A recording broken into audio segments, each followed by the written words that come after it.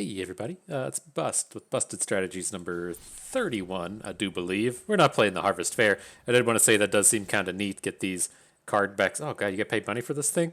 I was like, oh, that's a cool way to just get these card backs to play some games. Looks like that costs some gems and such. So maybe we will, maybe we won't. I don't know. I haven't decided how I feel about just the cosmetics in here. But nonetheless, we are going to be back in the premiere drafting in Midnight Hunt. We'll go ahead and get one rolling. And so, yeah, somebody asked in the comments. I think I'm kind of correct in the way that the bot drafts work, in the sense that the the bots will attempt to pick just like the best card in the pack for the first few picks, and then once they've like picked a few cards, they lock themselves into colors, and then they try to draft within those colors the rest of the way. It's kind of my understanding of the way it goes. I don't think they're just drafting, like the random piles of just the best collection of cards. I think there is some putting like color pairings to it, and then just kind of sticking to those colors at some point. And so that's the best I could glean from Reddit. I couldn't find an official source on the matter, and so could be completely wrong.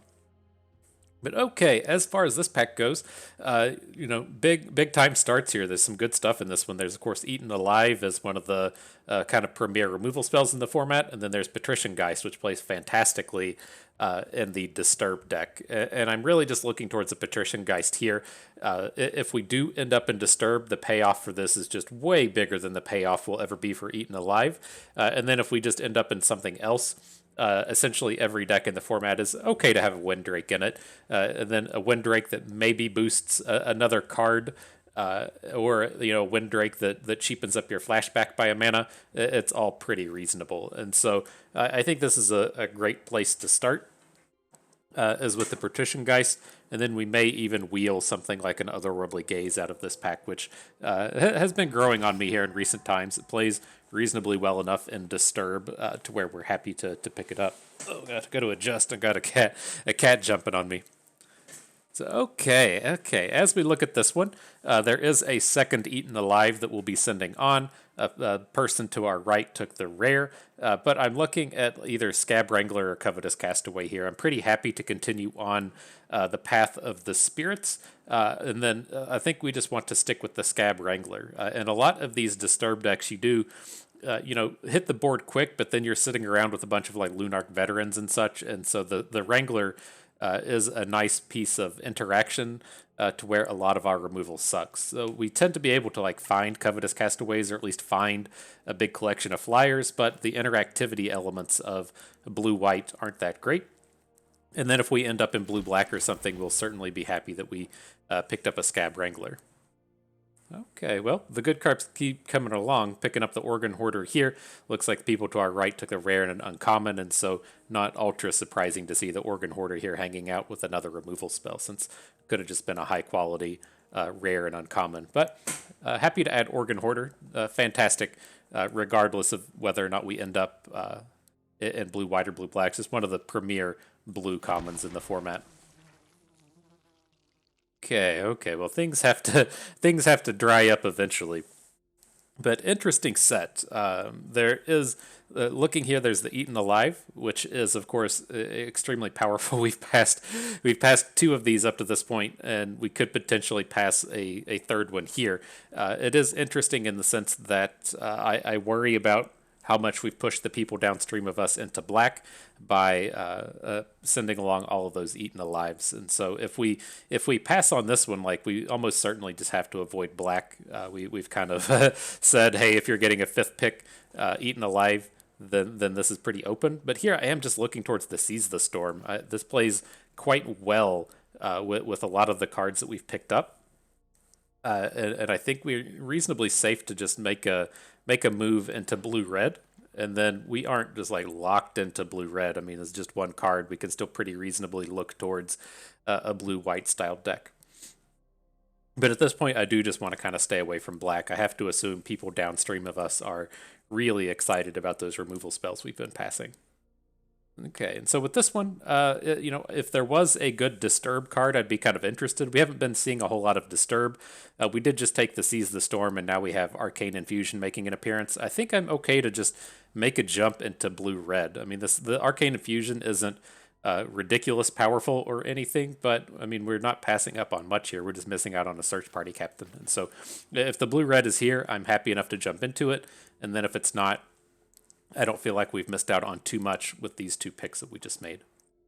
Okay, well, in terms of blue white, Candlegrove Witch works okay there. She's not fantastic in blue white because it can be kind of hard to hit a coven, but the Candlegrove Witch is still fantastically strong. Okay, yeah, I like the way this is panning out. Here we'll finally pick up a Disturb unit. I think we'll probably realistically just end up in blue white, but the Gale Drifter will work towards either of the decks we're looking to build. I mean, even the Patrician Geist cheapening up our spells out of our graveyard works great with Seize the Storm and these flashback cards. So it's been a pretty strong pick here. It plays well with everything we're trying to do. Okay, so here I'm going to take the Homestead Courage. There is the Stolen Vitality, but again, like it's like how deep are we going to go into trying to hit this blue-red deck? We don't have any of the build around units yet. We don't have any of the Festival Crashers, and so that does worry me a little bit. I'm leaning towards just taking the Homestead Courage. It plays quite well in blue-white, the very aggressive type card. I think we can pick up Stolen Vitalities later if that's what we're looking to pick up. Okay, well, the Worldly Gaze Wield, completely fine. The Cathar Commando works good to me. Pretty late for the Cathar Commandos, happy to pick that up.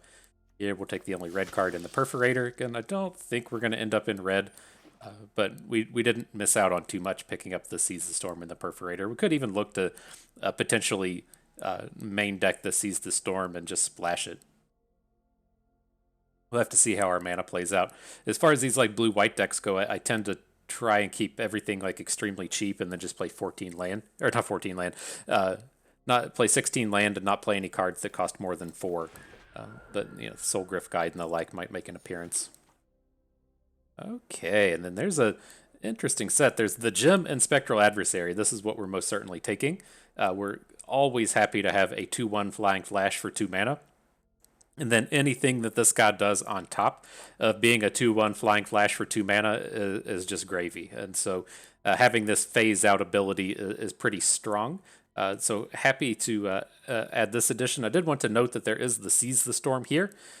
Potentially could table, probably not, but we have to keep that in mind as we consider maybe we'd end up in blue-red. The big thing I would look at here is there are a lot of good blue cards, and so hopefully something like Revenge of the Drowned or Locked in the Cemetery will table. I don't think the Falcon Abomination will table, but it would make the cut in our deck here. But most certainly picking up the Spectral Adversary. Right, and then back to a fairly weak set. We can take the Candlegrove Witch, and then maybe we'll table something like Consider, but I don't really like picking up these Locked in the Cemeteries. We need to pick up some kind of interactive elements, but I think the Candlegrove Witch is too premier to be taking over the Locked in the Cemetery. I feel a little bit better about taking this one, though. There is the Shipwreck Sifters. We have a handful of spirits. Let me see. Let's go ahead and do this. Let's try and get these red cards out of here. Let's click on... Where'd it go? I want to click on the Locked in the Cemetery, but then I want to start organizing our deck here a little bit. We're going to move these red cards out. Sideboard. I want to put my spells over here in the spell pile.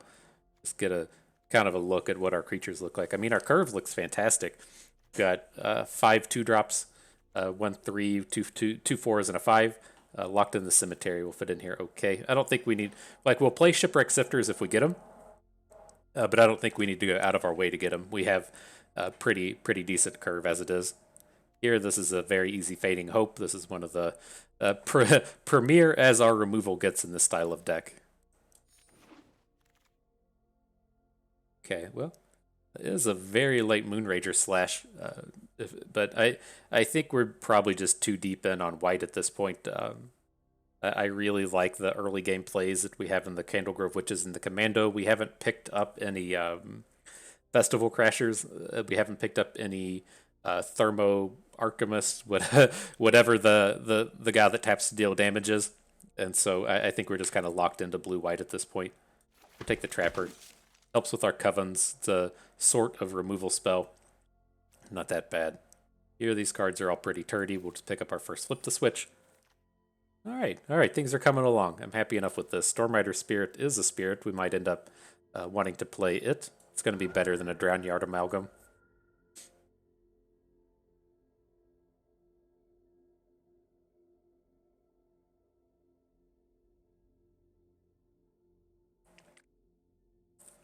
So yeah, I mean, we aren't like locked heavily into Disturb. We haven't picked up a ton of the cards. This would be more of like a blue-white Flyers deck as opposed to a Disturb deck at this point. It makes me just stop and think it's like we might want to end up picking up, say, like one of the Horned Turtles, just to kind of lock up the board a little bit. We don't have the means to really throw our units away and get the big Disturb trains going. But here we have a Revenge of the Drowned. Absolutely fantastic. It's one of our premier removals. Second one showed up. It's kind of expensive, but I think I would rather play it than a Locked in the Cemetery. Let's see. We can move the Otherworldly Gaze to our kind of weaker pile. Homestead Courage can go over there. Locked in the Cemetery maybe makes the cut, and then we should probably hang on to Flip the Switch for the time being. So how do we feel about these? Like, are we ever going to play multiple Flip the Switches? I'm looking at just taking Consider. It plays reasonably well in these decks. It would be better if we had, more Disturb. Maybe we could pick up something in the next pack, but I think this will be okay. Where did it even go? Go where I tell you to go, Consider. All right, Unblinking Observer. You're probably not going to make the cut. Put you in the I don't think so pile. Shipwreck Sifters is very late, though. Those may end up making the cut here. All right, and of course, Lisa shows up. I don't think we're going to be able to play Lisa here. And then as we move on, the rest of these cards are pretty bad. This is a bit of an unfortunate pack for us to open.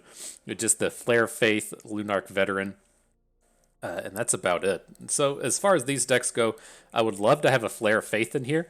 But I'm going to come in and pick up the Lunarch Veteran. As we kind of look at ourselves as being this blue-white Flyers deck, it just buys us so much time if it comes down in the early game, buying us 4 and 5 health and shutting down some 1 health attackers. I think it's just going to be more important than the Flare Faith, and definitely more important than the Geist Wave. We already have 3 bounce spells at this point.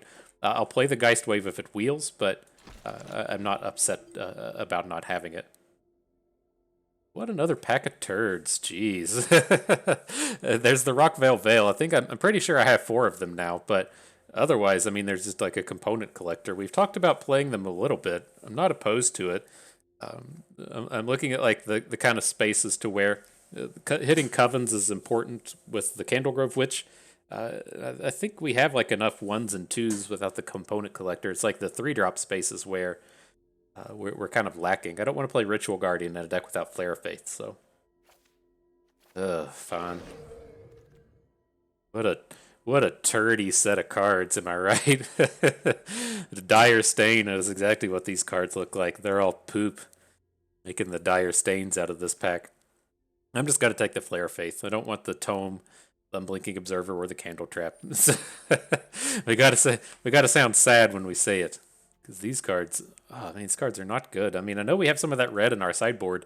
We can look towards like Moonrager Slashes. I just don't think that's ever going to pan out. We'll just pick up a second Shipwreck Sifter. They at least help out in terms of if we want to play 15 land, just be ultra greedy. Oh, well, at least there's a gift in the Organ Hoarder. Like, man, I can't imagine. Those packs just had to be so horrible for this Organ Hoarder to roll around this late. Like, there's even the rare still in the pack, so there were like 2/1 commons and 3 commons before this Organ Hoarder. That's wild. I mean, I'm not complaining. We've already complained enough, but man. Okay, there is Delver of Secrets. I'm not going to do it. It's too late. I like to take these Delver of Secrets early. I like these Disturb decks where we're playing like 2 Delvers and 2 Otherworldly Gazes. That's just not going to make it here. I'm going to take the Startle. We have enough bounce at this point. I like having the card advantage out of it. That's it. Geist Wave's the only playable here. All right, and then we're starting to get through the dregs. I have to assume, as much as we are bitching around pack 1 through 5, picks 9 through 13 aren't going to look too much better. But we have a competitive deck here. Things are looking okay. Let me move some of these out that we're not going to play. We're definitely playing Fading Hope. Oh, there's Ritual Guardian. I don't like I don't like Ritual Guardian unless we have a big pile of Flare Faiths. This just doesn't feel like the deck that really wants Ritual Guardians.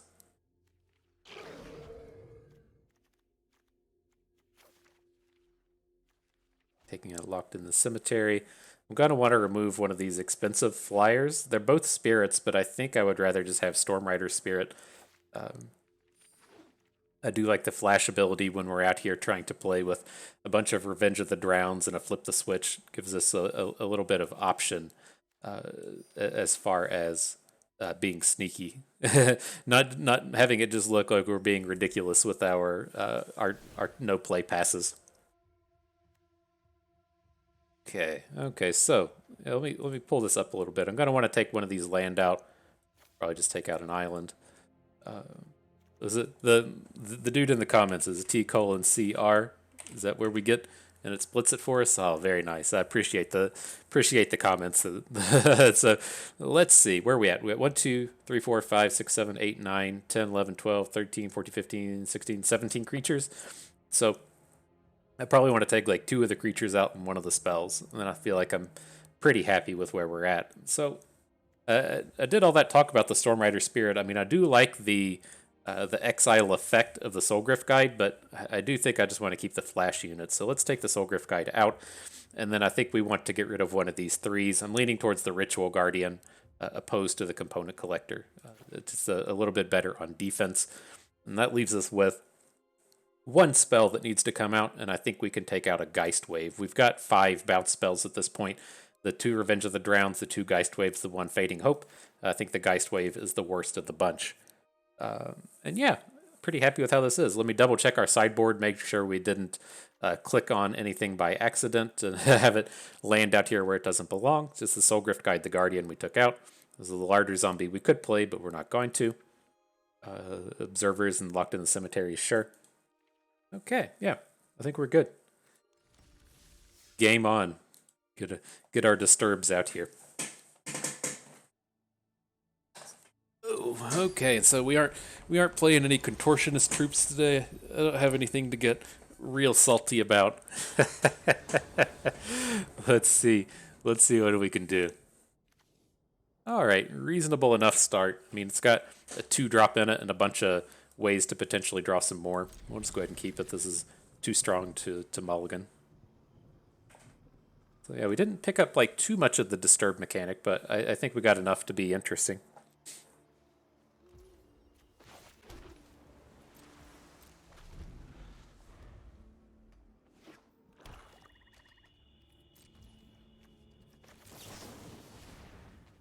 Graveyard.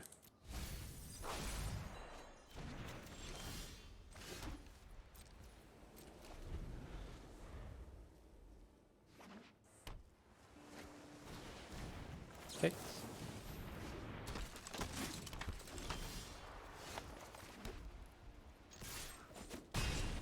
All right. Well, maybe the least the perk of playing blue and making this pass is it does kind of look like you have a flip the switch.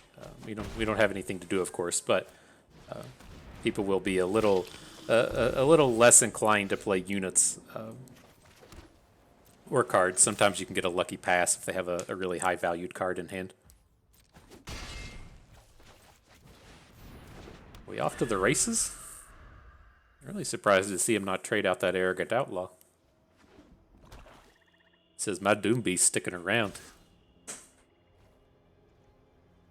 Okay.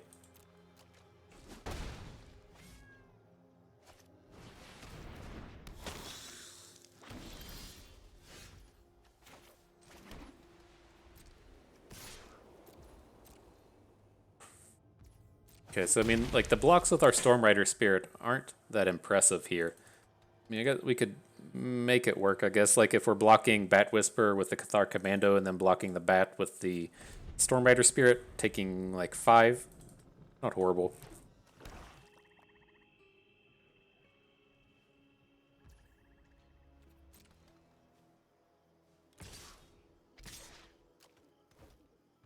Here it comes. Here it comes. Big block time.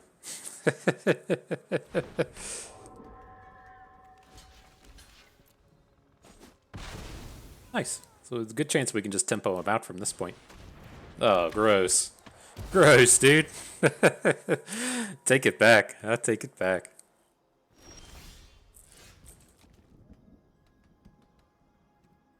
Alright, well, we're coming in with the Gale Drifter.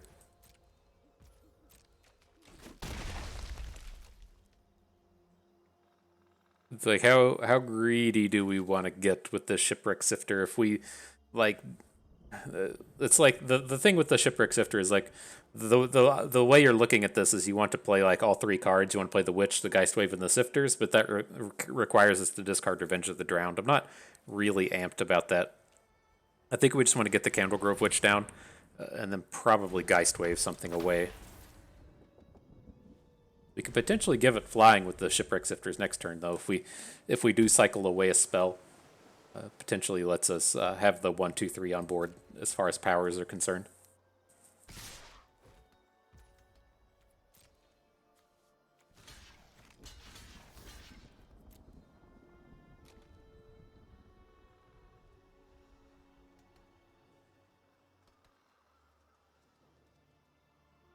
Got an incoming Startle.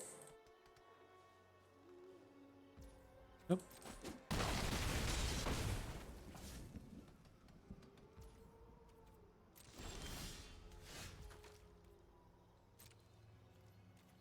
Alright, well, I'm going to continue to bring the Thunder.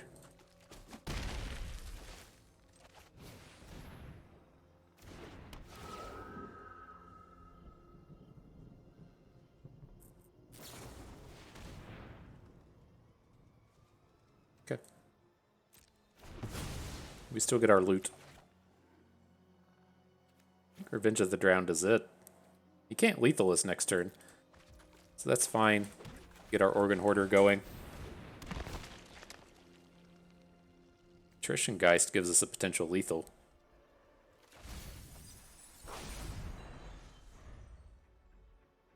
Say he like taps out for Dreadhound or something.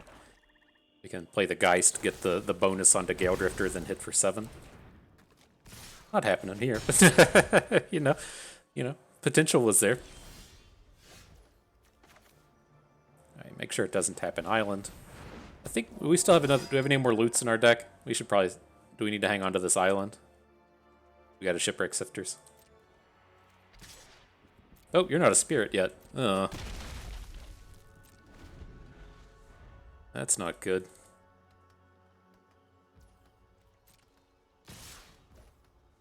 Alright, and then much like in, as you have happen a lot in Runeterra, you actually want to make the block and then play the spell. So if he has a counter spell for our flip, like for the bounce, we don't just die.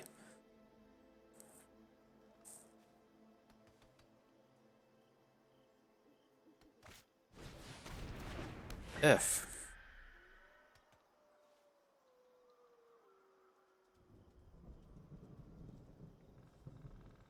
We got any wins left in here? Oh, man. We just need a way to deal with, like, the 1 more damage. And Eaten Alive? Come on, dude.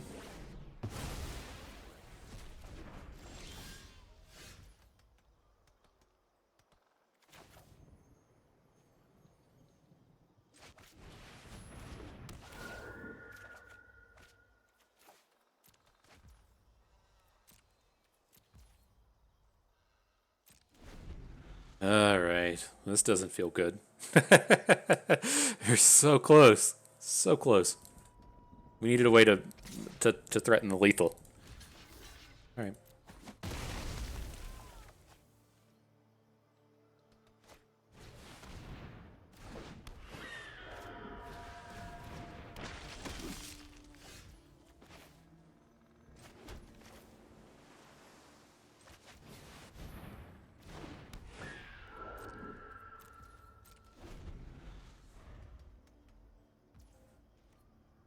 This could be it.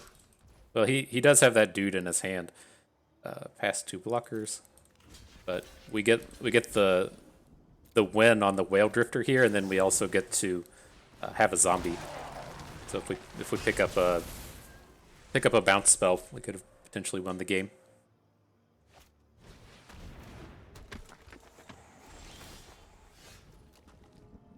Of course. Of course we can't do something like that. But we want to attack here, though. He has to block. I don't think we ever win this game not attacking. This should make him block the zombie token with the cut purse, and then we have the Scab Wrangler on the board.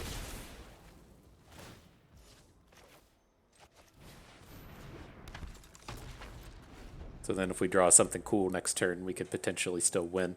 Like if we draw an Organ Hoarder into a small unit, or something cool. That's all we ask for, is something cool. Revenge of the Drowned.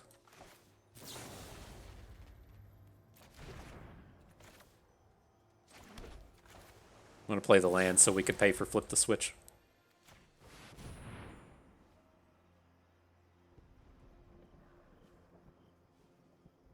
Nope, he didn't have the mana to flip anyways. Oof. Oof. That's the stuff right there.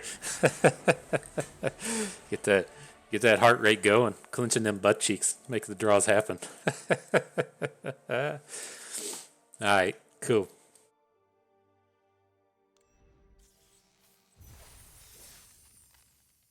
Got a win in the books.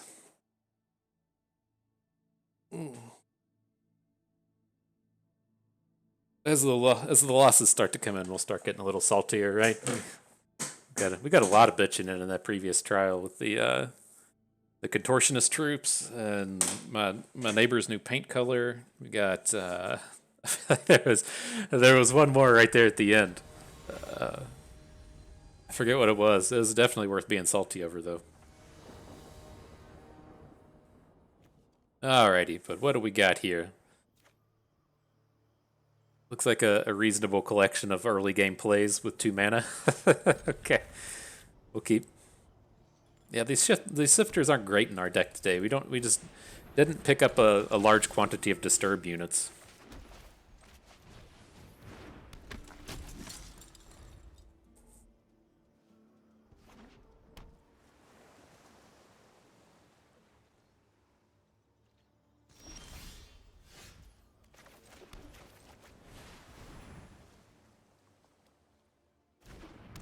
Okay, well, he might start making like Homestead Courage attacks next turn.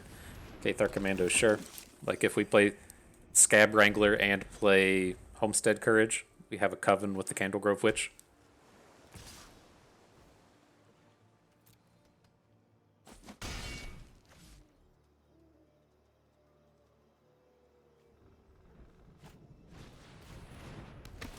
Okay.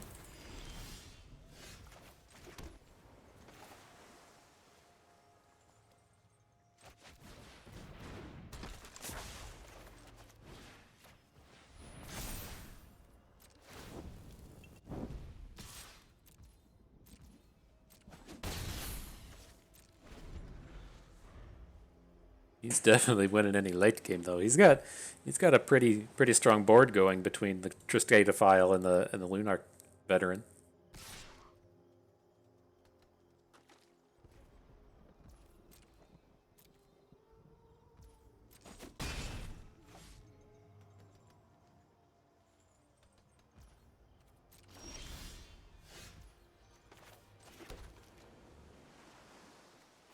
I think I'm good to start on with the Homestead Courage. We still have this Flip the Switch ready to go for whatever shenanigans they're going to try and pull.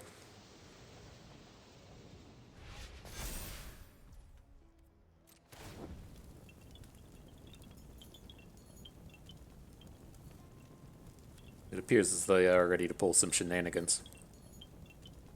Then also, if we get to Flip the Switch, whatever they play, it means we can tap something next turn with the Scab Wrangler, which is pretty cool. Startle? Okay. So we miss out on the Coven. Oh god, no, cancel. That was not the correct button. Ooh, that got me scared. Okay. We should have probably should have still attacked with the Candlegrove Witch. I forgot I had the vigilance. At least make them risk putting forth the Triscata file. I guess we don't have any white mana, so it's not like we're repping Flare Faith, so it's a pretty safe block.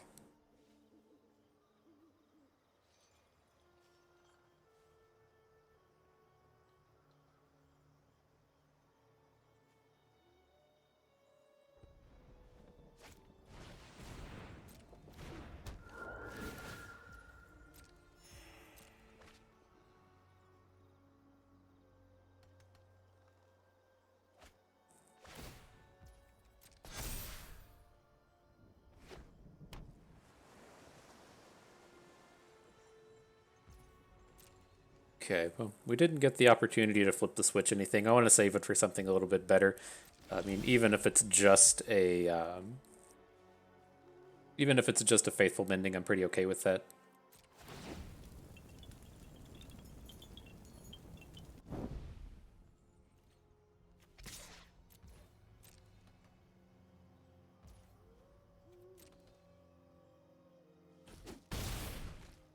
And how greedy do we want to get with this here? I think we want to just discard the land to the Shipwreck Sifters. I mean, discard the Sifters to the Sifters. I don't feel like adding in just the one copy is that big of a deal.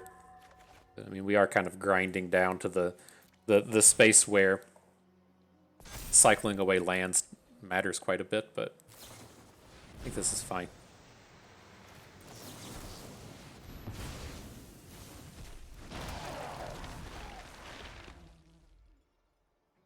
We just need to win the game fast. It's like it's got to be tough for us to do because he has a ton of health off of the disturb unit, but there we go. We want to leave the Shipwreck Sifter untapped.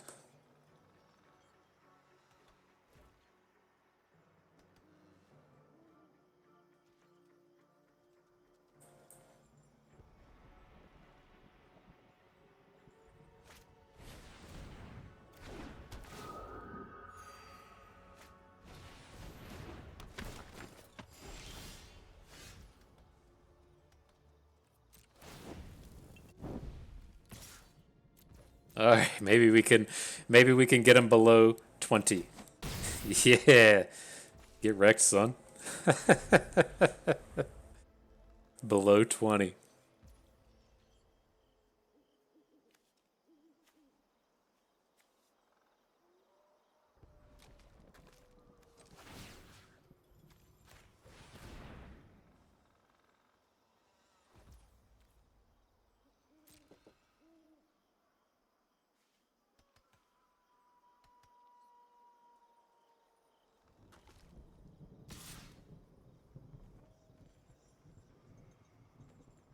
No way, attacks with Triscata file. He was kind of highlighting it there.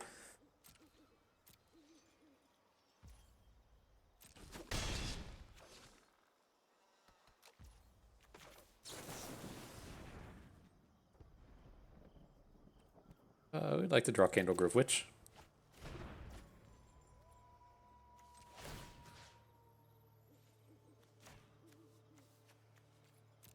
Don't think we'll be attacking, but let's tap down his best blocker in case we do.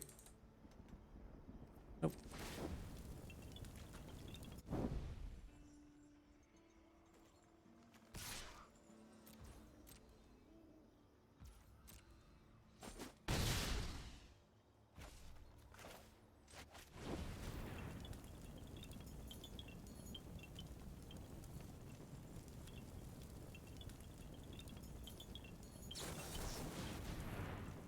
Sure. Oof. The devious cover-up. You got it. I think now that we've done this, we should probably just be tapping his Cathar Commando here. If we're not going to block it. We probably took a couple extra point of damage. He doesn't even really want to be attacking with this Hook Hunt Drifter.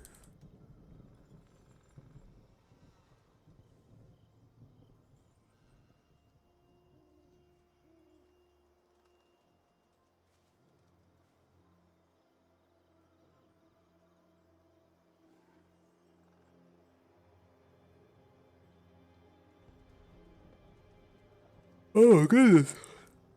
Hydra getting me ready for nap time here.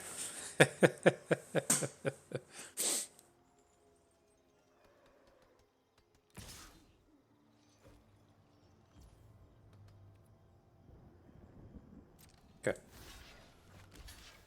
We'll give him another flyer. It's okay.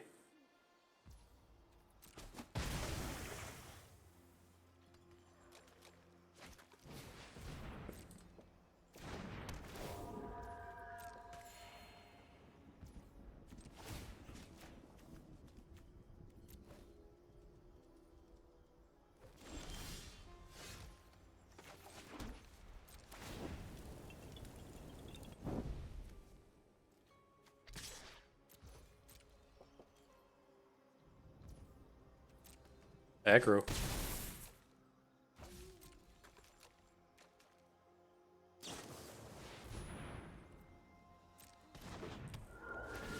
Alright, brother's got all the good flyers now.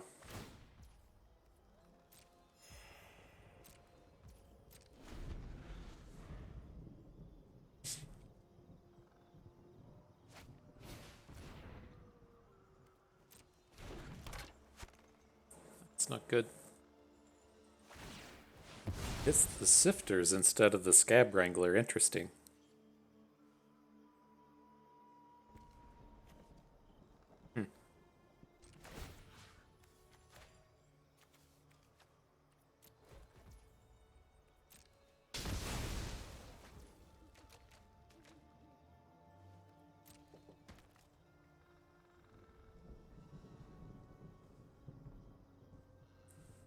Let's see. I mean, we've just passed into this board. Should have. We didn't like have to tap anything, but I'm wanting to get this Cathar Commando down. If he comes in with the Triscata file, we have a good block onto it. Then we can just Revenge of the Drowned something away. Can we ever just lethal next turn? It's always a valid question. We can come in for 4, 8, 11. If my math serves me correctly. 4, 5, 6, 7, 8. 9, 10, 11 with the Cathar Commando. Okay, then we're looking at 1, 2, 3, 4, 5, 6, 7, 8, 9, 10 damage.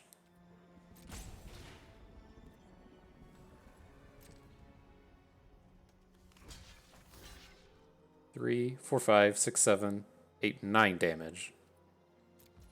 He's only got a blue.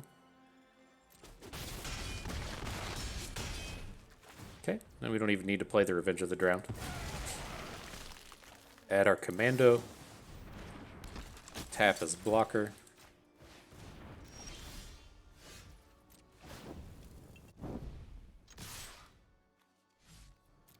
Get in the damages. Boom 'em. Good job, squad. I'm proud of you. I'm proud of you for figuring that one out.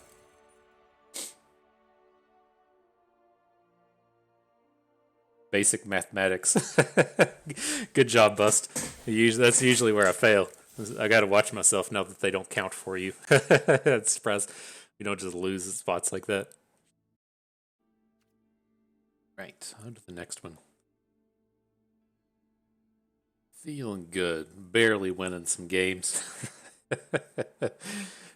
This could have very easily been a 0-2 start. Feeling pretty lucky that we pulled those first two out.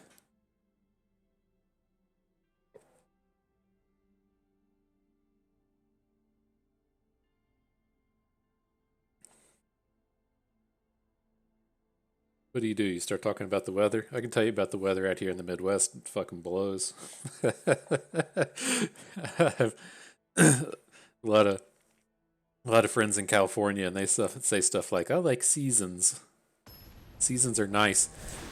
Yeah, but it's people in California bitch when it's outside of this window of 71 to 75 degrees. It's like here, it'll be 40 degrees in the morning and then 75 in the afternoon. It's impossible to dress properly for any occasion. This is all this is coming to mind because I had to wear pants for the first time today. Of course, not the first time in my life, but the first time for the first time of the season, because it is high of 60. Officially pants weather. Alrighty, back to the game though. I think, I mean, we've got these spirits. I don't really want to be discarding them when we have the Patrician Geist in our hand. But because I'm not completely opposed to it.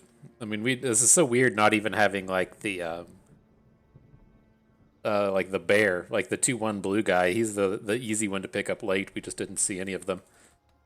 So I think we can just go to the Candlegrove Witch. But it's like very likely that we go to the Witch and then just have to pass. Alright, game. Going to the Witch. But it's kind of like against another blue-white deck. I kind of envision that we should be able to get, a pretty big board with these Shipwreck Shifters and then the Patrician Geist. Just to give us a bunch of stats. Whoa.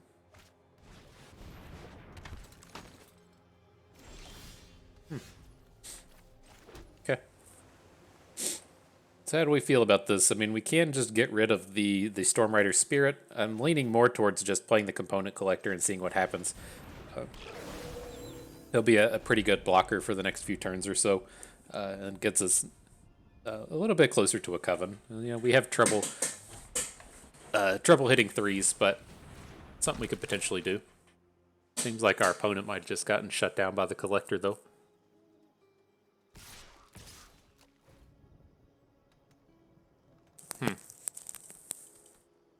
Not shut down hard enough.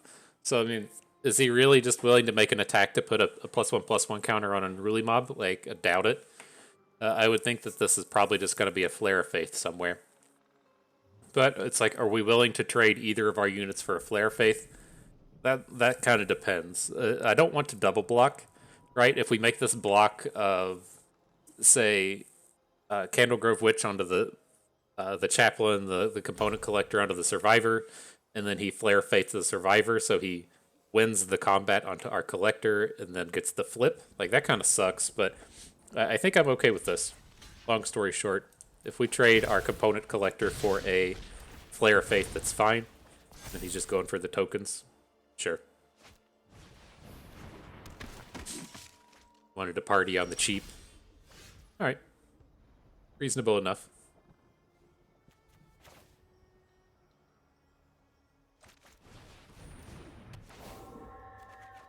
And we could potentially look to say, like, not discard a spirit for the first one and then double up on the second one, but that feels a little greedy. Just discard the Stormrider Spirit. No, attack it.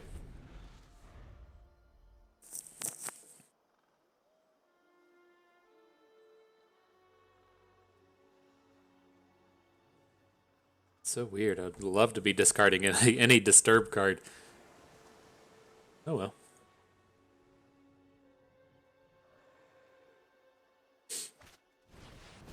The Roost.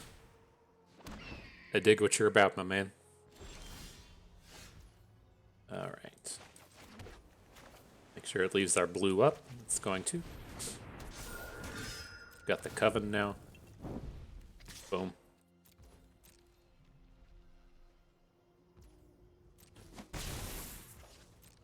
I think we could probably just start attacking with the other Shipwreck Sifters next turn. It's like I'd really like to be discarding a Spirit, though. So we might give it a little bit more time. Right, if we get the 2+1/+1 counters on the Shipwreck Sifters and they're out here is like 4/5s, that's a pretty big collection of damage.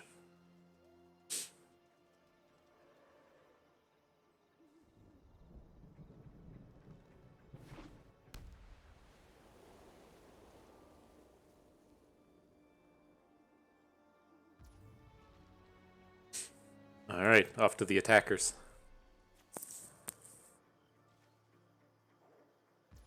Nothing.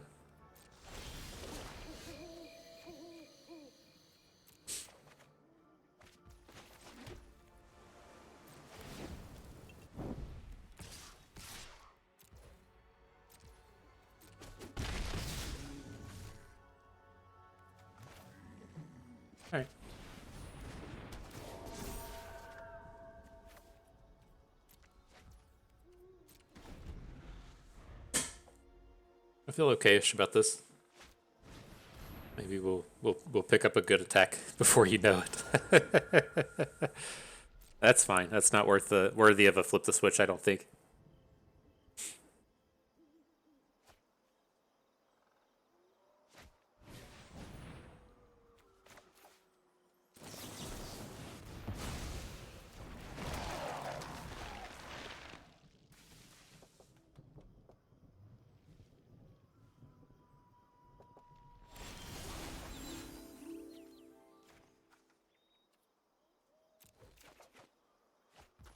And Geist Wave, we're ready to bring the tempo. Not,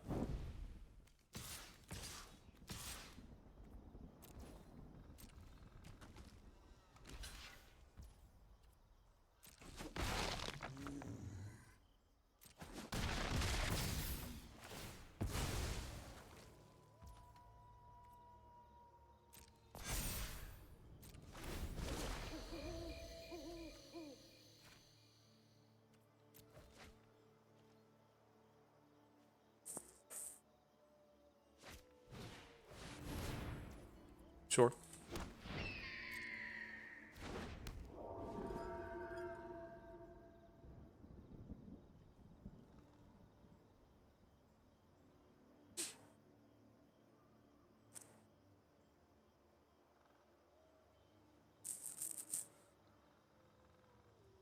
I mean, I think this is fine. We can, if he attacks, perfect. If he doesn't attack, we can Revenge of the Drowned away this Chapel Shieldgeist, and then the next turn, we can maybe bounce 2 of his dudes and get in a lethal. Yes, I would like to target. I'd also like to spend that mana.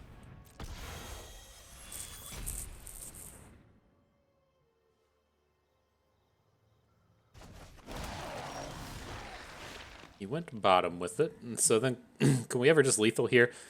I think we're going to end up... Well, we do have the 2 zombie tokens, so if we say bounce the party captain and bounce the shipwreck sifters, then we can get in for... let's see, like 1, 4, 5, 6, 7, 8, 9, 10. Okay.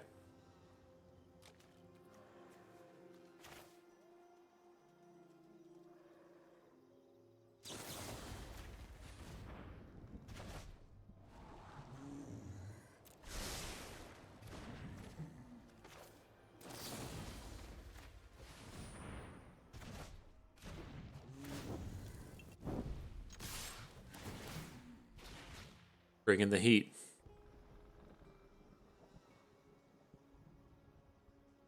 I mean, he can potentially not die here. He can startle. He can Geist Wave. He's got some options, but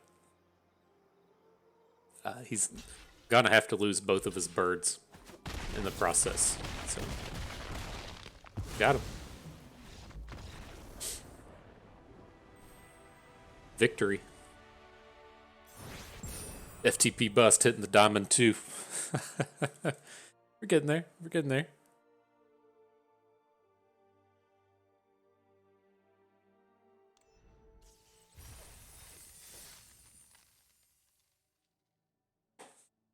Not a bad day. Didn't even have to use my AK. No barking from the dogs. No smog. Mama cooked a breakfast with no hog.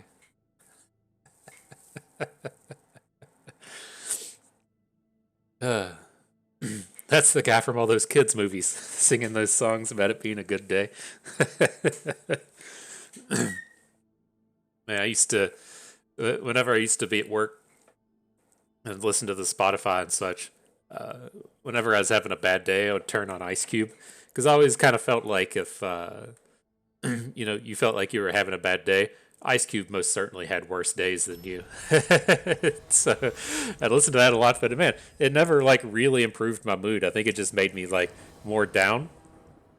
And so I just switched to like really ultra poppy, like I just called it girl singing pop songs. And so it's just this like collection of like Kesha and Ariana Grande, like all these real super poppy things. And it worked. It made me, it always brightened my mood. So you live and you learn, I guess. But alright, we'll keep this. This is fine enough if we draw an island anytime in the first 3 turns. Opponent mulliganed as well.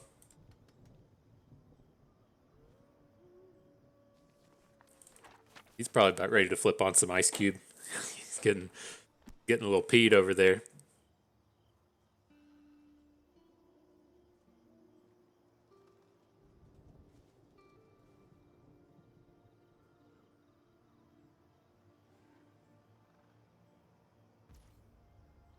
Do love the Kesha though. I don't know if any of y'all are familiar with what we call Kesha reps. It's when you're at the gym. You don't wear headphones at the gym solely for the advantages you get out of Kesha reps. And then whenever Kesha just comes on the gym radio, you're able just to go super hard, and it gives you a really ultra pump better than any drug, legal or not, could do. Just real power in the Kesha reps. So highly recommend it. highly recommend it. So what are we going to do here as we talk about Kesha? I mean, we have a couple of options. I'm not like amped about spending a like Homestead Courage. I want to spend as much mana as I can this turn, so I'm just going to try and Flare of Faith through this one, and then as we roll into next turn, we can look to do like a Petition Geist plus a Homestead Courage, and then if we keep drawing lands, we can do an Organ Hoarder plus a Homestead Courage. I just didn't want this entire turn to be either do nothing, like playing the Patrician Geist feels like a do nothing. Oh, yeah, sure.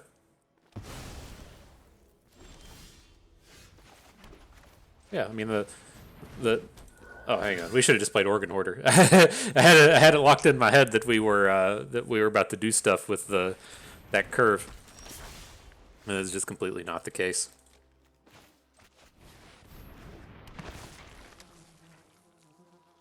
Wow. Do we just have to take the Spectral Adversary? We only have 1 blue though.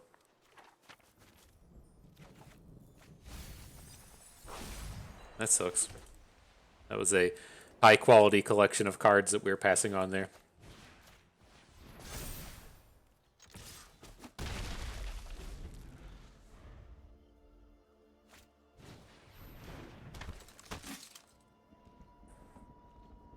Okay.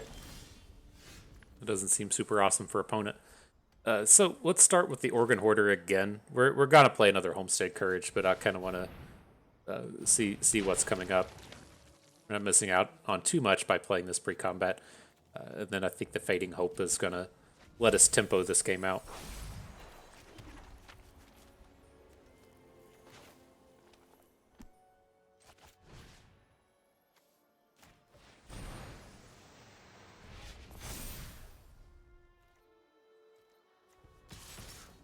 Probably should have held on to that last Plains as well and just discarded it to the Shipwreck Sifters. Probably.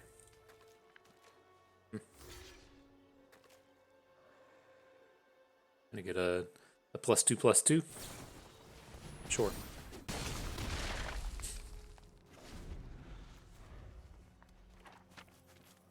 Here's a chance. I mean, he can ramp out a 5-drop here with Catilda. She lets the humans tap for mana. Turns out Gavany Trapper's a human. But we Fading Hope into that pretty nicely.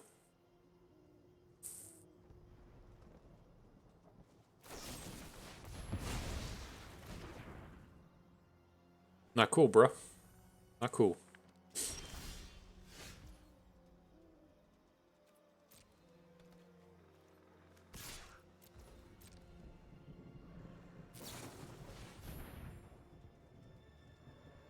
Okay.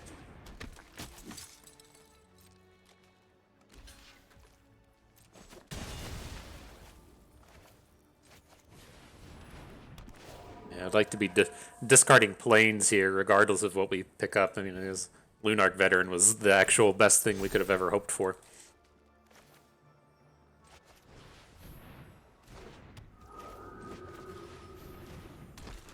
Alright, here's my collection of dudes.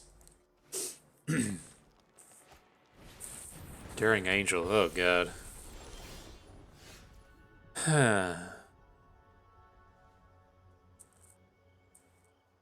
Sure how we deal with that. That on the front side. 3/3 flying double strike. Ugh.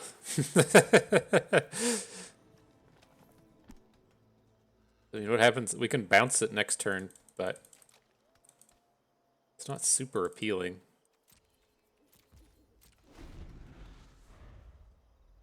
It's like we need to get a lethal and then bounce it, like while we're attacking. It can be kind of tough for us to do. Need like Revenge of the Drowned, I guess.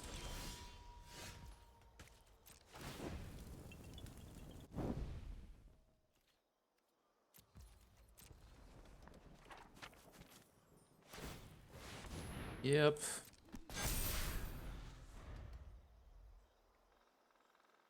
Not sure how we get ourselves out of this one.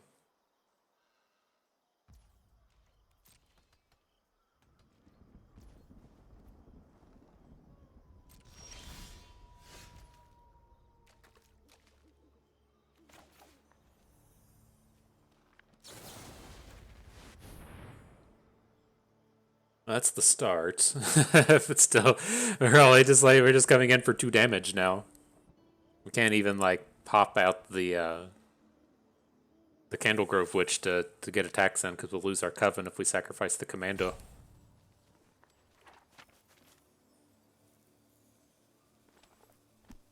Opening Mythics must be nice, my man.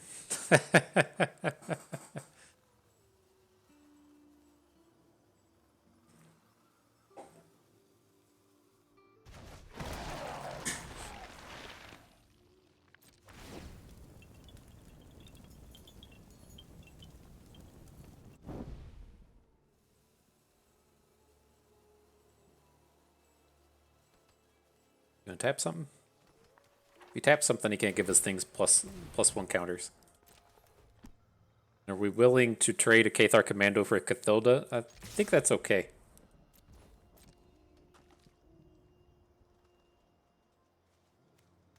Might be able to tempo him out if he tries to trade Cathilda for the Cathar Commando.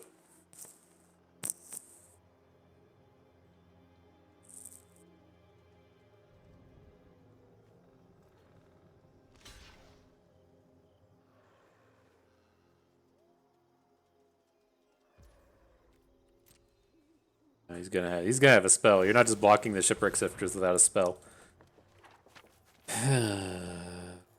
Okay.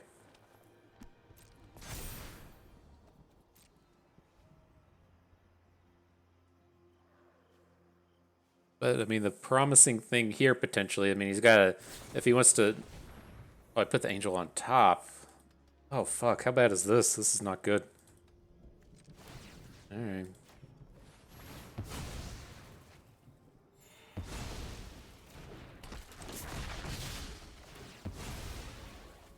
Got him to 12. Ugh.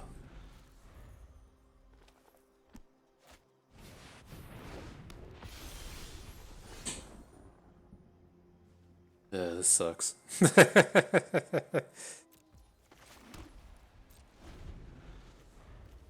Need another Revenge of the Drowned.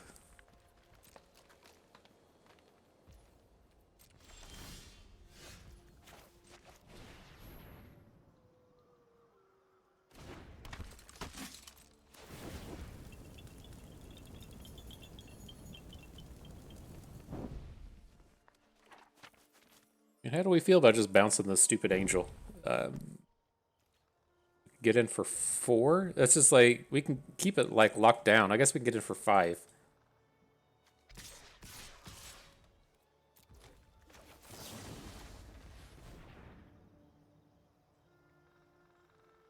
Then we can get into the Gavany Trapper battle.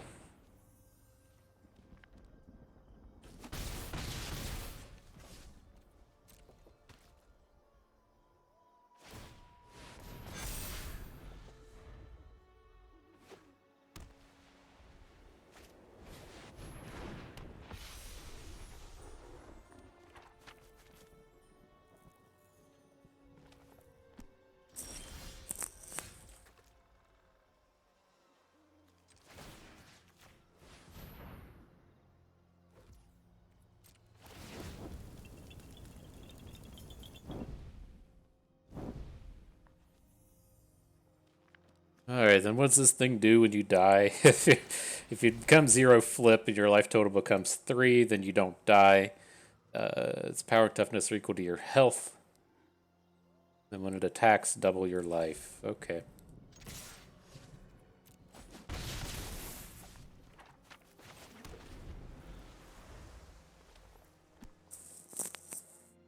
This is kind of the space where we'd like to attack and then just bounce this thing so that we can not have to deal with that stupid ability.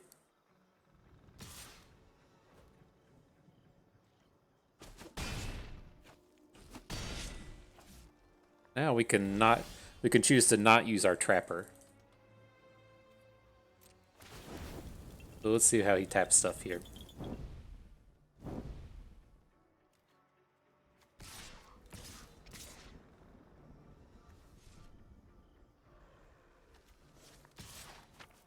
That's how we do it. Do we want to just take him to 1? And then wait on the thing? Because now he can just tap our unit and we can't tap back. He gets to double his health next turn. I think that's fine. Let's see. Power and toughness equal to your life total. So it would be like 3. Then when it attacks, you double your life total. So that would take him to 6. I'm willing to deal with that. You don't need to attack, though.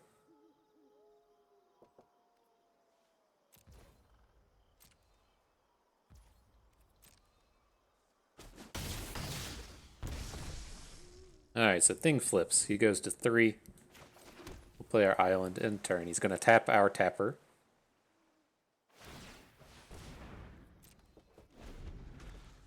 So he can attack, go up to 6.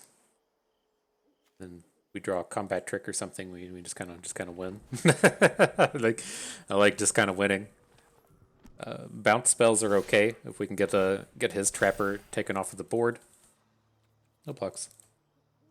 Then this attack, I mean, we get to attack with everything potentially again, at least all of our flyers, and take him to 1. So then his dum-dum falls down to a 2-2 instead of being a 6-6. Well, it'll be a 1-1 and then double him up to 2.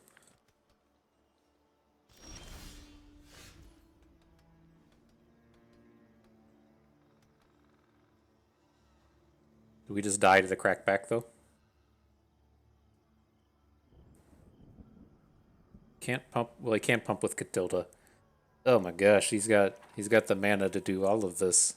Well, your creatures have tap, so he's got 3, 4, 5 from the land, 6, 7 from Odric. So he can't use the Harvest-Tide Sentry because it's sick.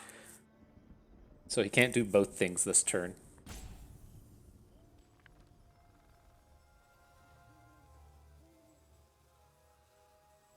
So assume that we're gonna take. If we attack with like all of our flyers, then he's got 3, 4, 5, 6, 7, 8, 9, like 10, 11, 12.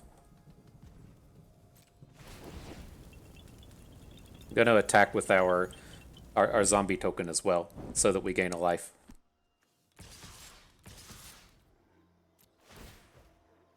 And then I think that's safe.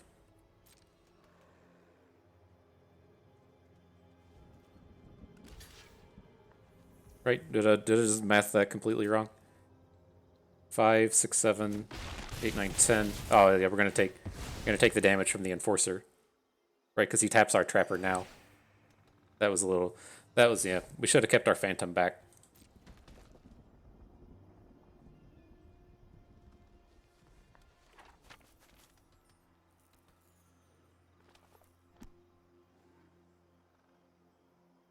That would have been the safer way to go about it. Take him to 2. Have our Phantom back, and then next turn.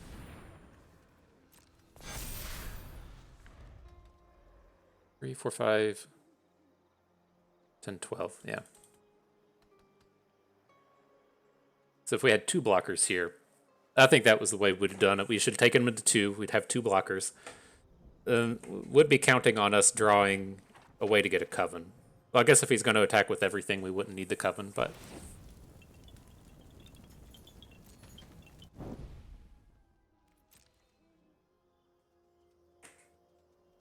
Then there's a world where he just doesn't attack with everything here, which is also pretty cool. Also pretty cool.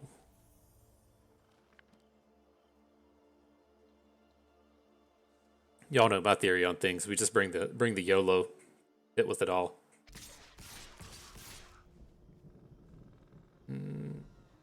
Okay. So this is 6, 10, 12. So we have to block with our Trapper.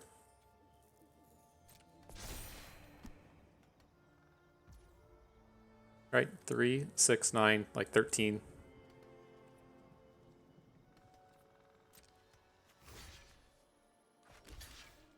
Block. Then I'm going to tap as Catilda.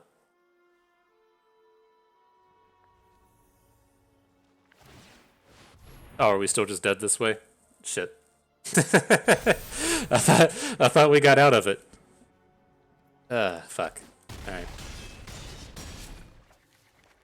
Yeah. I like that less. I think we should have... Well, could we have gotten ourselves out of that? Maybe. I think we could have. With them falling to 2, going back up to 4, and then winning with the 2 Candlegrove Witches, I think that had potential. But instead of acting like we misplayed, I'm just going to bitch about our opponent's luck and well done opening mythics and things like that. Better lucky than good, bruh.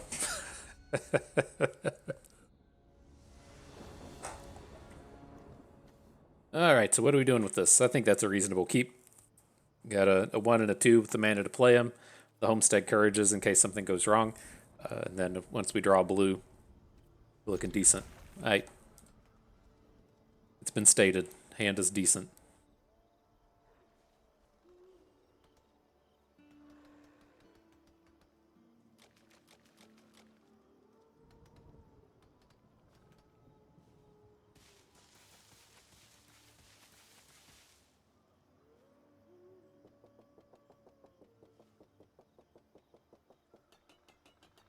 Dude just took a mulligan.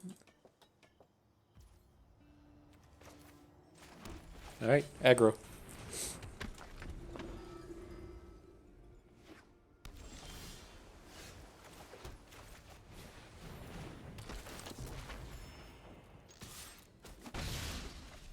Alrighty, and so this way we should at least be able to attack with the Candlegrove Witch next turn as well, if we need to play it off the Cathar Commando. Or play the Cathar Commando and hit the Coven.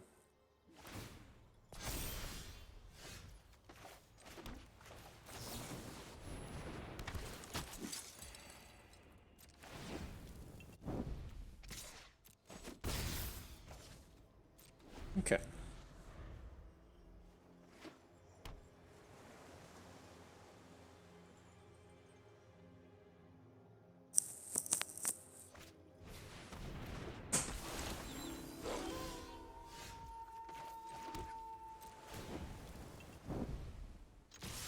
Whoop. No thank you, just the witch, please.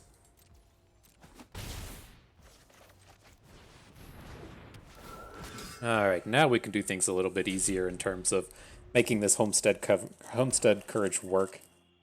Put a counter on the Geist. We could have done it this turn. We put a counter on the Candlegrove and then had the Geist be our 3, but I think this is fine.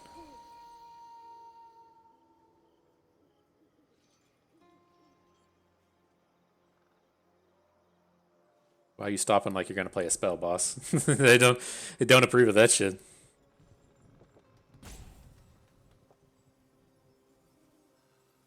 So you want to defenstrate our Candlegrove Witch before it gets in the air? Is that the idea?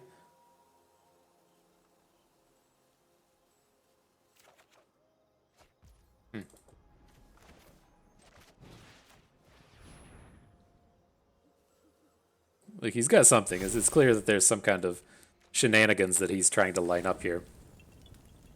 Feels like a defense trait.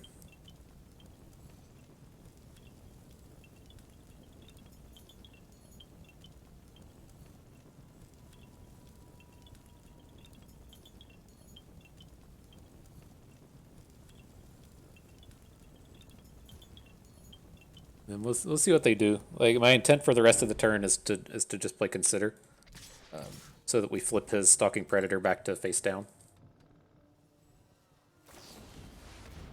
Into the Drowned. We just top this? Kind of want to draw it.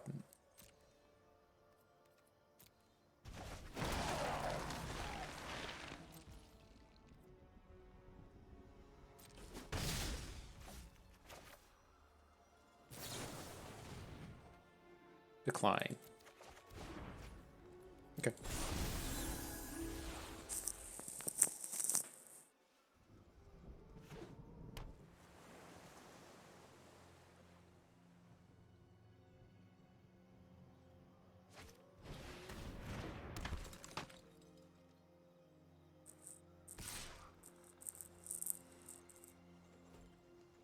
No blocks. We're not at any risk of dying. We are at risk of losing our Coven, though, so I don't want that to be a thing. Get the Geist going. And I guess we just Homestead Courage this Candlegrove Witch. It's gonna feels bad, man, if there's another removal spell for this. Like, if this is the defense trait as opposed to last turn. F.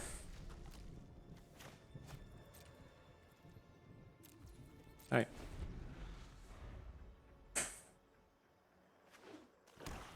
He's down to one card and has a lot of work to do.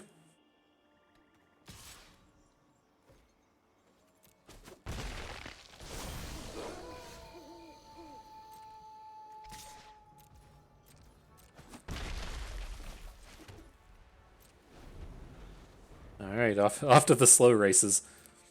I think we're safe to go to 16. I'd at least like to save this Revenge of the Drowned for like a flyer or something.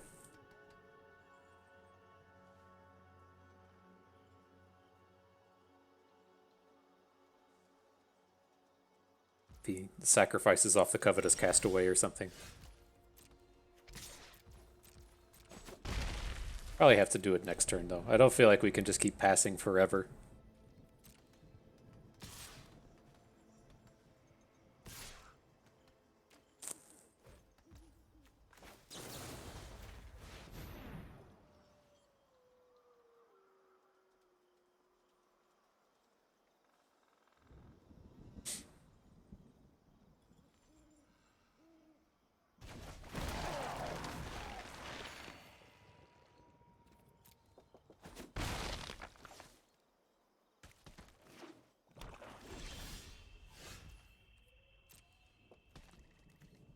Do we want to give him the Castaway? I mean, we can just flip the switch it.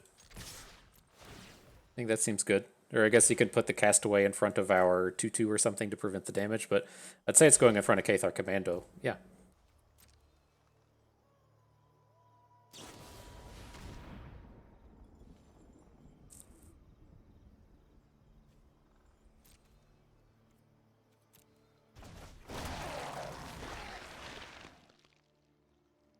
Alright, we got to put our Singular Flyer back on top of the deck. We could have protected our Cathar Commando here, but I don't think it's going to be necessary.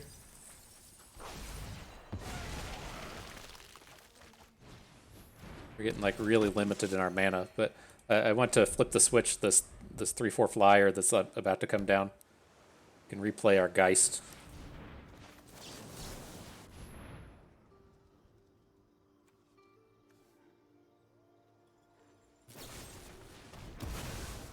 Okay.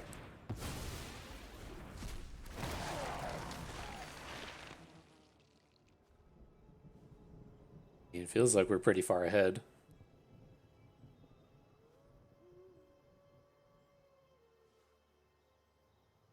You just can't attack with the shipper because I guess your zombies can come in. That's fine. Glad to see these go away as well. I mean, Lindsay doesn't have like a scab protector or whatever the tapper thing we have is called. Scab Wrangler.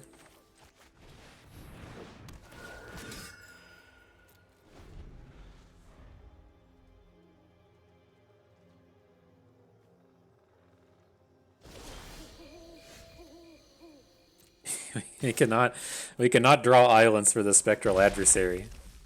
Poor guy.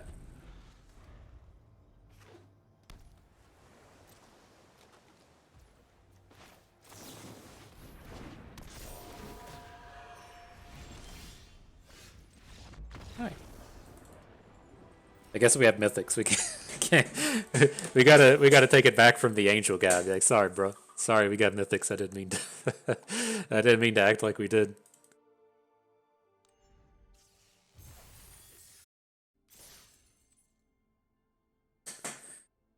Okay.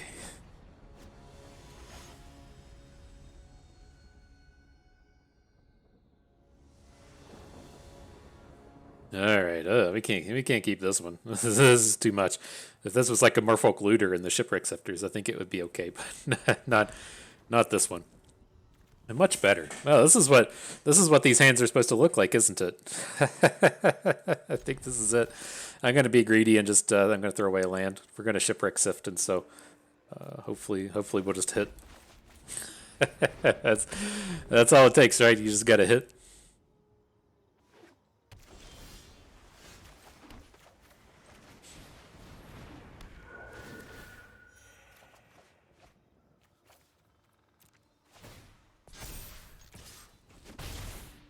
That's the stuff this deck's supposed to be able to do. Glad we got to see it once. That's all we get. Play the Geist pre-combat so we get the damage on the Sifter.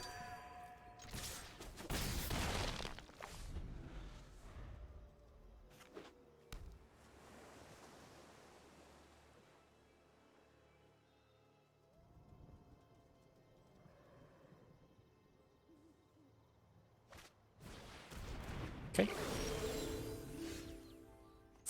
So we ready to just go all in on the damage? Like adding component collector doesn't do anything here. Adding our component collector. It's like we're a little short in the damage department. I think I just want to consider and try to get this Gale Drifter down next turn. And still attack with these.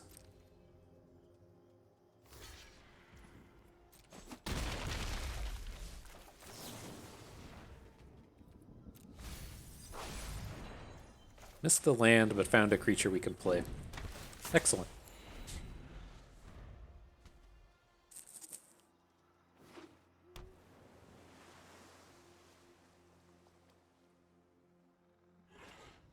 Also, nice and covened out. Thanks to the Patrician Geist.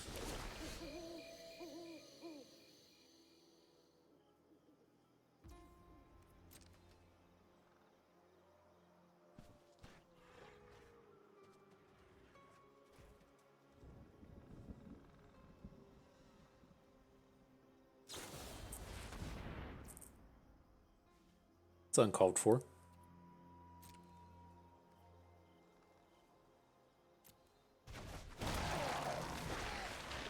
Dude, you're lame. What a big lame-o.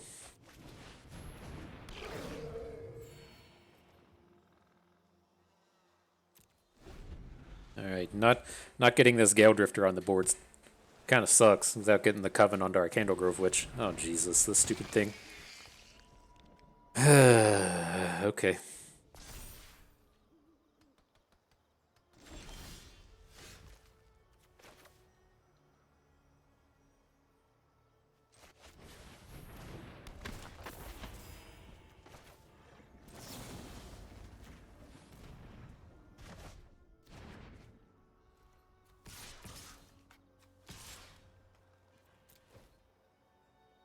Alright, let's punch in the damages.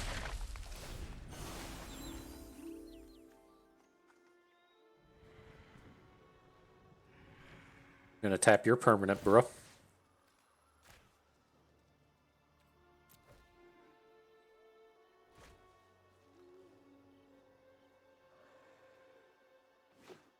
So if he taps out for thing, we can hit for 8, which seems good.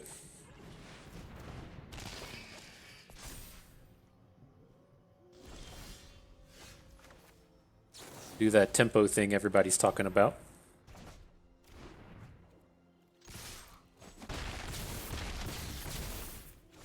All right, so we definitely beat a sludge monster if that's his play next turn.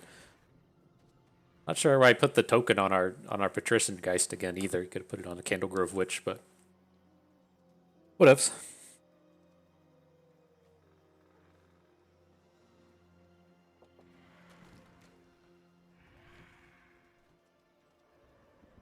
Also, if we draw an island and can play this Spectral Adversary and phase out one of his plays, it'd be pretty huge. He's highlighting the thing, but this just never wins. Oh, he put the token. He put the counter on his zombie token. I see it now. I thought that was a +1/+1 counter.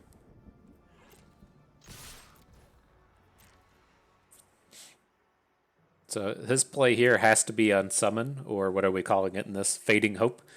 And then we just drew the Flare Faith to get the win through the Unsummon. Okay. Nice.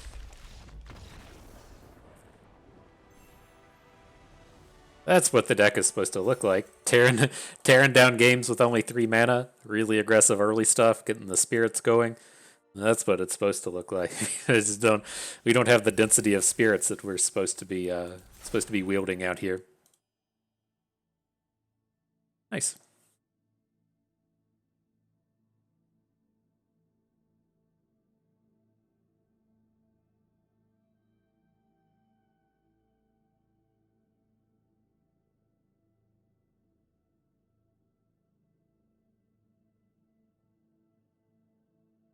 You can cast a card that isn't actually in your hand.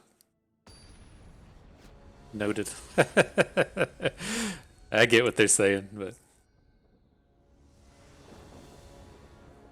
Alright, so what do we got with this one? A 2 and a 3 and some interaction.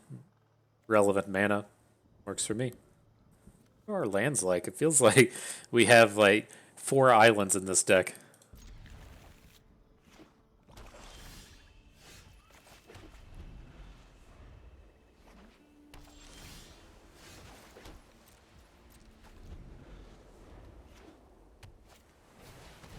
Hobbling Zombie, you got it.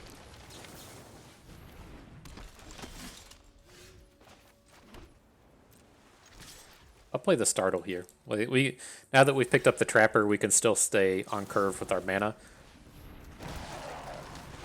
I'd like to keep up our aggression while we can.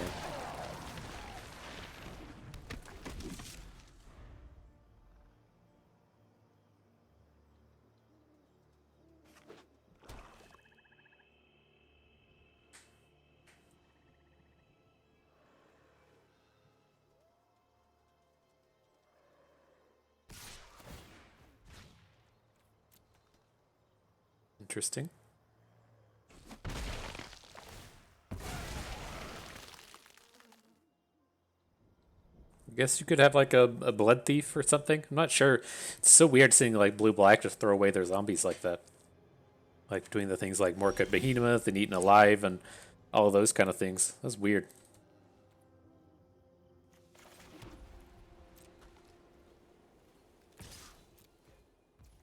So I'm not sure what shenanigans he's going to try and get into with this play. Huh.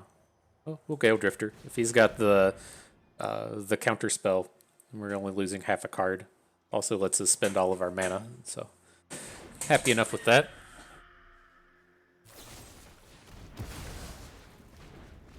Interesting. That feels bold.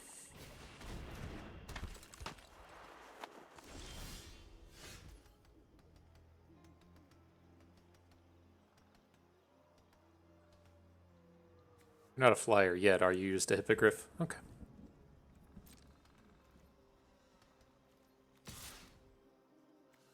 I don't think we want to let him get the flyers at this point.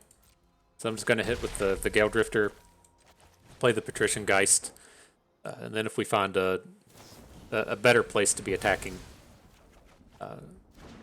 with this Geist Wave, we can take that in the future. He says, no concern for his health.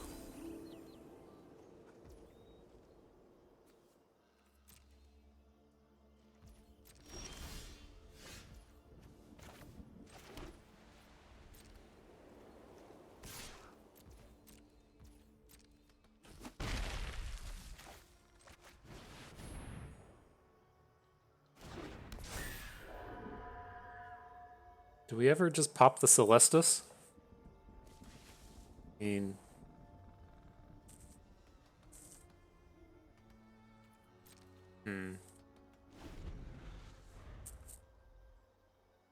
okay with it. Like, he's not going to be able to add, like, too much to the board here. It's like, yeah, he gets to gain a life, but he gets to cycle away a land or something, but it's tough for him to follow up with too much.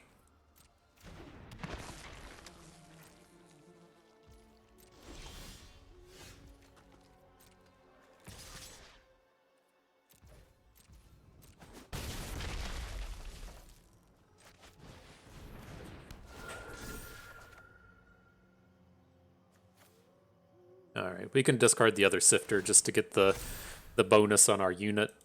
We should potentially be able to lethal next turn. We really just need to find an island. We can play double bounce spell. We'll end this game quick. Never blocking.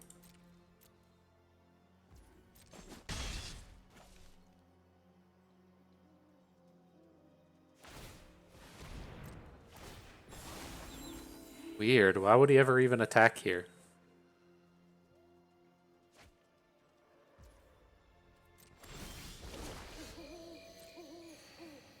It's another flip. So, I mean, if we're going to say, like, okay, he can probably kill our Cathar Commando, we're still just looking to slam in. Gonna play the Revenge of the Drowned because it's expensive.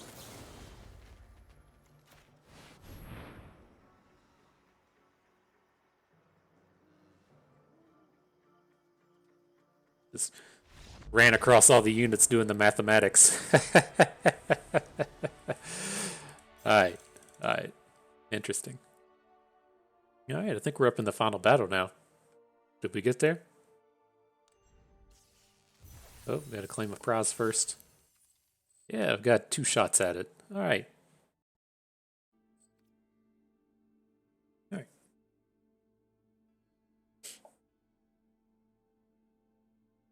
Just my sock. No, I'm ready. You gotta wear socks out here now, too. Much like pants. It's fucking cold. Actually, don't mind. I prefer it being cold. I mean, you don't really get a lot of choice in the matter out here in Kansas City because in the winter it's going to be -15 and in the summer it's going to be 115. But definitely prefer the cold times. So the socks are a welcome addition. Something happening? Thought something was happening.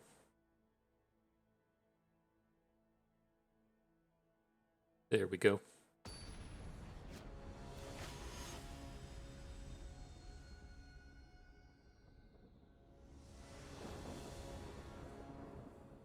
Alright, well, not the most exciting of hands, but I think we can keep it.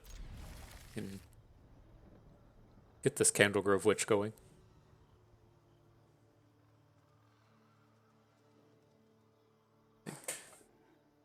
Opponent considering the mulligan as well. Did not take it.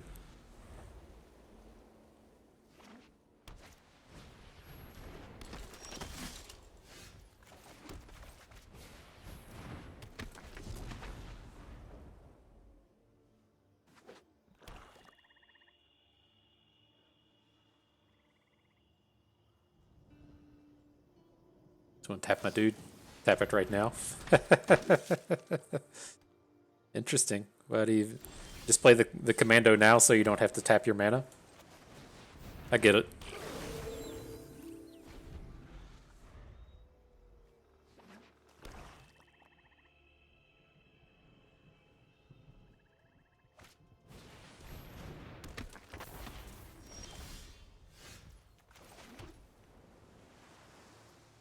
So, I mean, we can play the adversary here. How do we feel about this? If we say adversary down the novice occultist, I guess he can still just attack with the trapper, but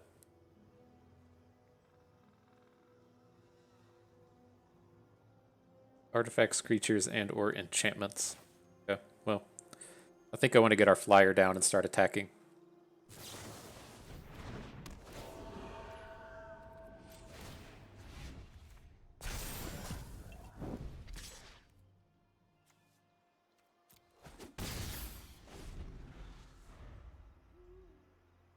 I like attacking. It's what feels. It's what feels good. Feels good, man.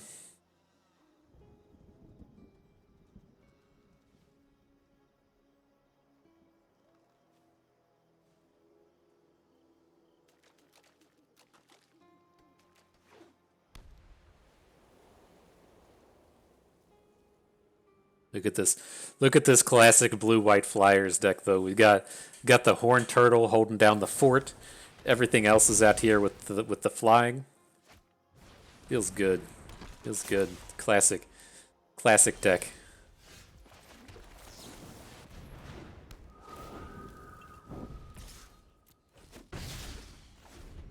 All right, no more removal, please. If we can stay away from the removal, we're looking pretty good here. Okay. You can start to attack. It's legal.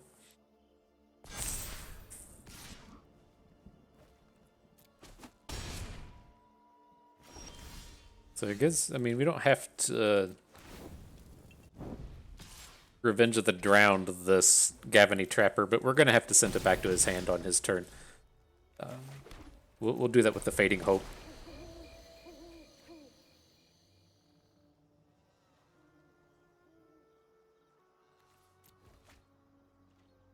Horn Turtle Plus. Okay. Not too worried about the Candlegrove Witch. Okay. Interesting. And so, I mean, we can bounce something else, but we're taking 5. We're not anywhere near dying. The interesting thing here is, like, this point of damage can be quite relevant. Right? If we can take him to 6, or take him to 5, then on our next attack, we can maybe get him with both Flyers. But... I don't think it's going to be necessary.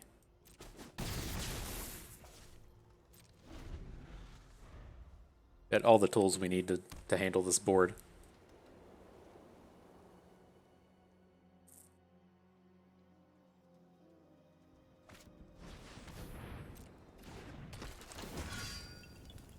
Okay.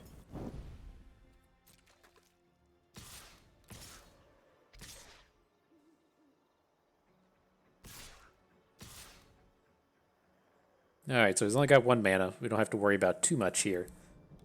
As far as spells coming out of hand, this is going to be for 4, 5, 6, 7, 8, 11. So we got to startle something. Then we can Revenge of the Drowned something else and also get the token. I guess we have a blocker. Oops. You can block too. Prevent some lethal for us.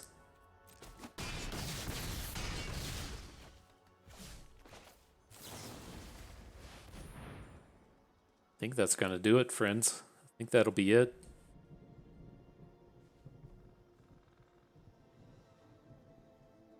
The Drowned getting their revenge.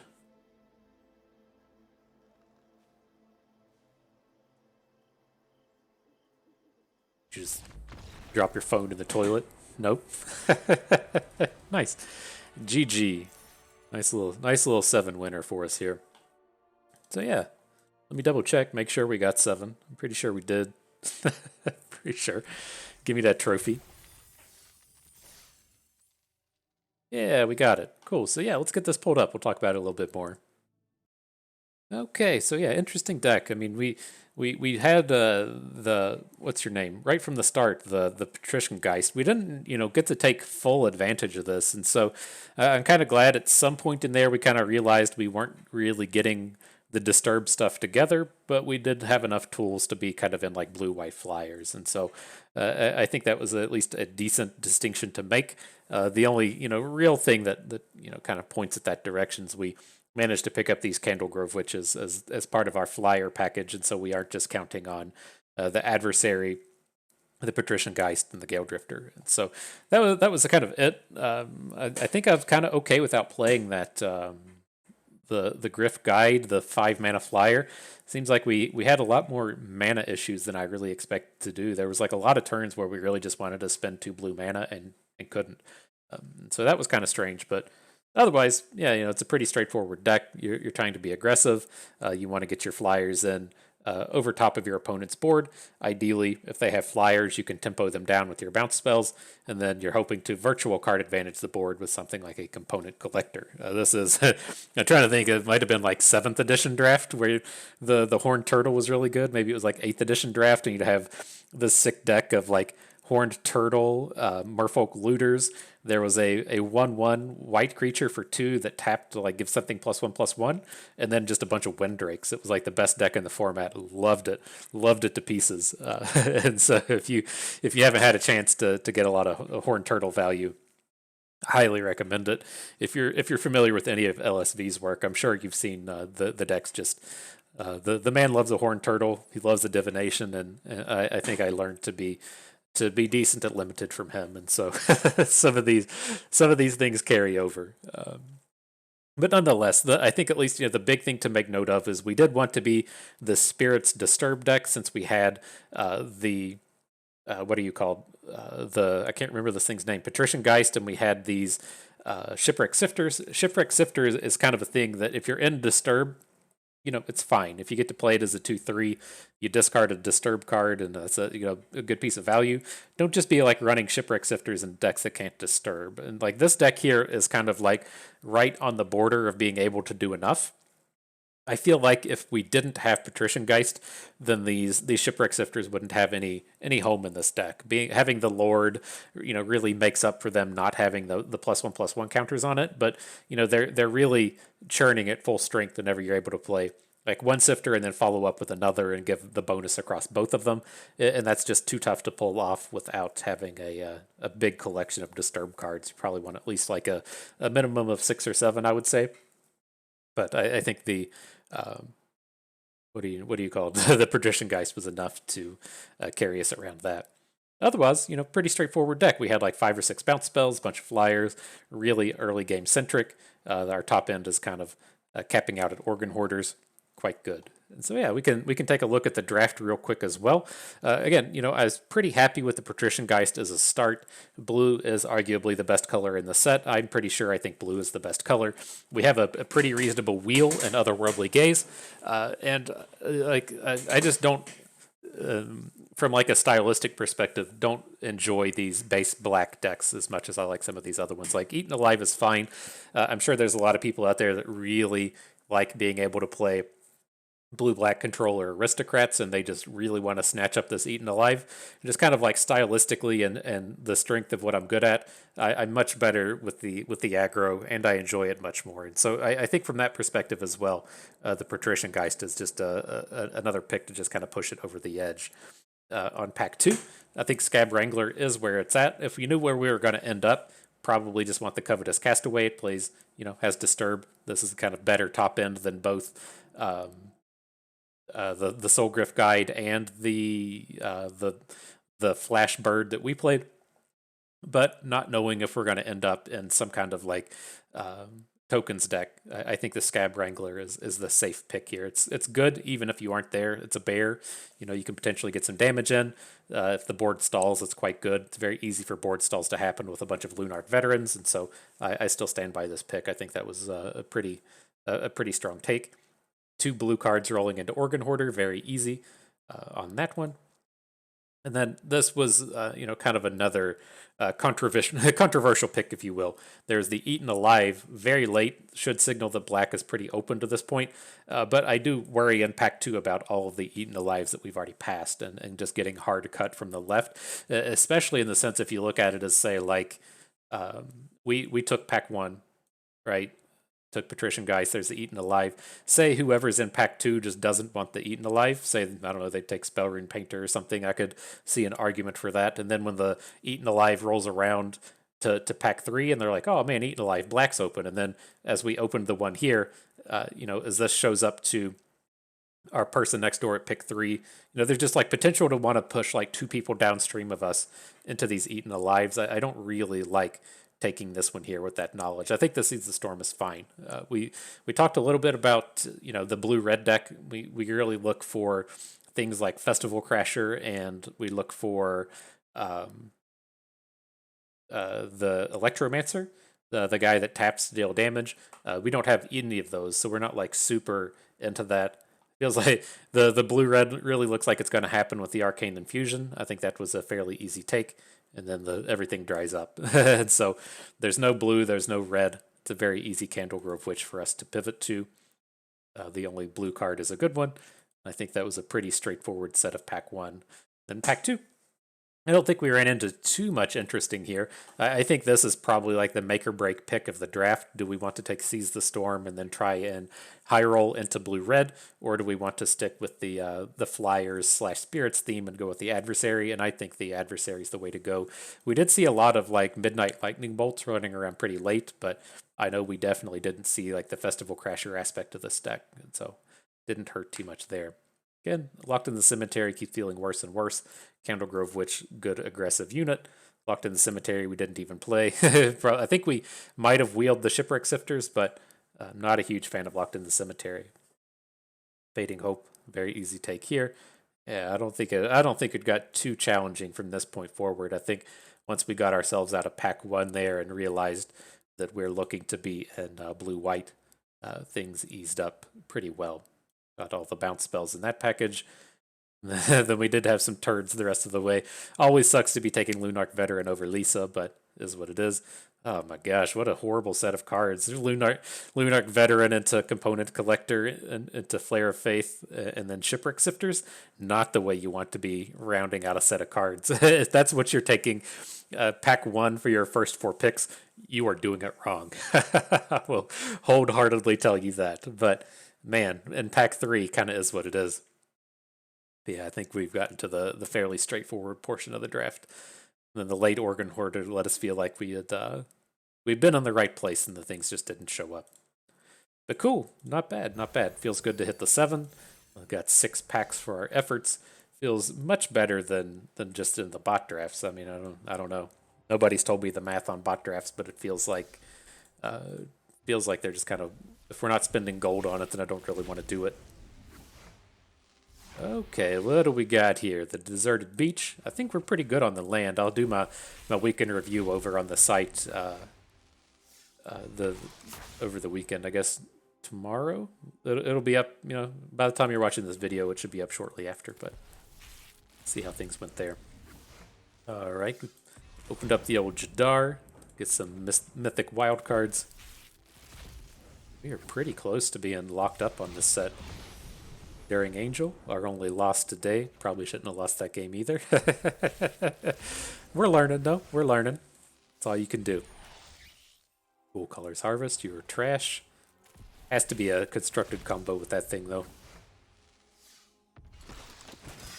Feels weird not being able to open premium cards. That was always one of the exciting aspects, is being able to open premiums. Light up the Night, and our last one. Premium. Wake to Slaughter. Not premium, apparently. So, that is going to do it for us today.